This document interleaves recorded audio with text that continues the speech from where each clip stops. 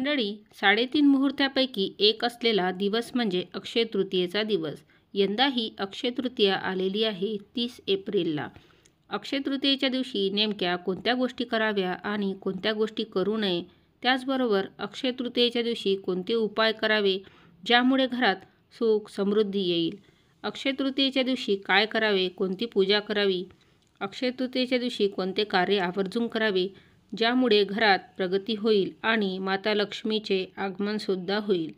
या सर्व प्रश्नांची उत्तरे आपल्याला या व्हिडिओमध्ये मिळणार आहेत आणि तुम्हाला ऐकायलासुद्धा मिळणार आहेत. तरी तुम्ही व्हिडिओला शेवटपर्यंत नक्की बघा आणि आवर्जून व्हिडिओला लाईकसुद्धा करा.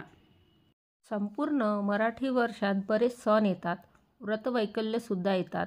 भारतीय संस्कृती आणि परंपरा यातील सण, उत्सव आणि व्रत ही एक धार्मिक किंवा सांस्कृतिकदृष्ट्या नाही तर वैज्ञानिक आणि आरोग्याच्या दृष्टीनेही महत्त्वाचे मानले गेलेले आहेत.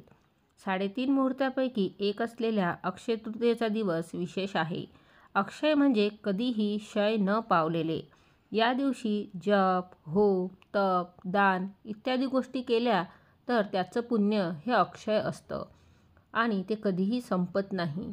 याच तिथीला परशुराम तिथी असेही म्हणतात आणि या दिवशी बरेच सणही असतात. अन्नपूर्णा मातेची सुद्धा जयंती याच दिवशी असते. नरनारायण यांची जयंतीसुद्धा याच दिवशी असते. लक्ष्मी मातेला प्रसन्न करण्यासाठी विशेष पूजनसुद्धा या दिवशी केलं जातं. देव आणि पितर यांच्याप्रती केलेले दान कधीही वाया जात नाही. या दिवशी सुरू केलेल्या शुभकार्याचं फळही अक्षय असतं. म्हणून या दिवशी बरेच शुभकार्य केले जातात. या दिवशी बरेच पूजनही केले जातात. तसेच लग्नाचे कार्यही या दिवशी केलं जातं.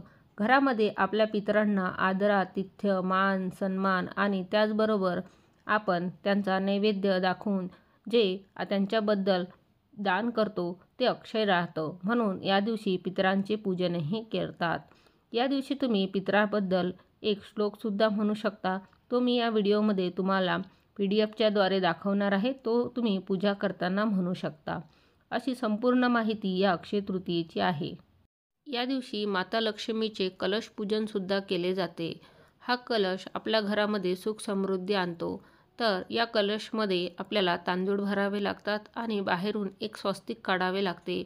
एक कॉईन ठेवून, बदाम ठेवून अशा पद्धतीने कलशाचे पूजन करावे आणि त्यावर आंब्याच्या पत्त्यांचे छान तोरण करावे. म्हणजे आपली लक्ष्मी माता ही प्रसन्न होते. त्याचबरोबर अन्नपूर्णा मातेची जयंती असल्यामुळे अन्नपूर्णा मातेलाही नैवेद्य अर्पण करावा. म्हणजे घरात छान सुख समृद्धी नांदते. त्याचबरोबर आपण एक देवाप्रती दान करतो आहे याचेही आपल्याला समाधान होते. ही माहिती आवडल्यास नक्की लाईक, शेअर करा आणि सर्वांना पाठवा. व्हिडिओ आवडल्यास चॅनलला सबस्क्राईब करा. थँक्यू.